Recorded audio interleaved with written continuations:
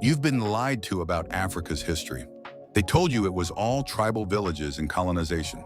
But what if I told you some African kingdoms rivaled Rome and outtraded Europe? Let's talk about the real African powerhouses. Kingdoms with gold mines, massive armies, advanced cities, and trade networks stretching across continents. These weren't just powerful, they were global players. So if you thought Africa was just the dark continent, think again. For too long, Africa's greatest empires have been erased, downplayed, or shoved into a footnote in world history. Why? Because when people think power, they think of Egypt, Rome, or Britain, not Mali, not Axum, not Benin.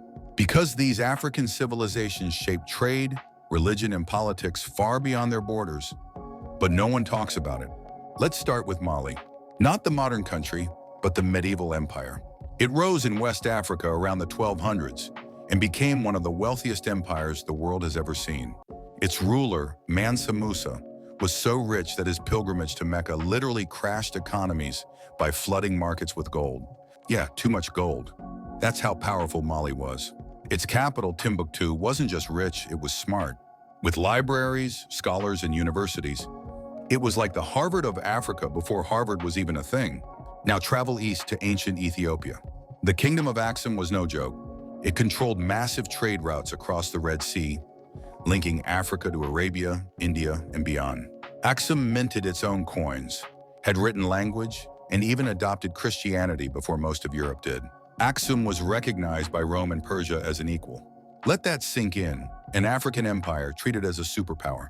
Further south in what's now Nigeria, the Kingdom of Benin thrived for centuries. This place had city planning, fortified walls, and some of the finest bronze artwork the world has ever seen.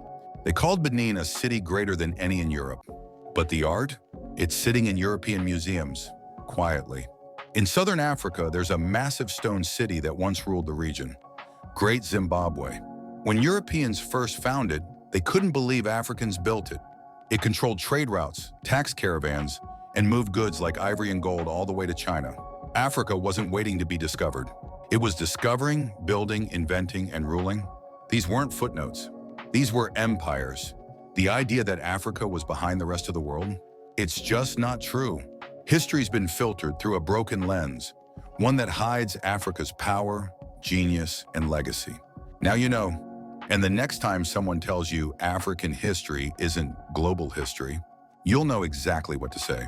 If you enjoy our journey, please like and subscribe to our channel. And if you like our content and want to support me, you are welcome to buy me a coffee. The link is in the description box below.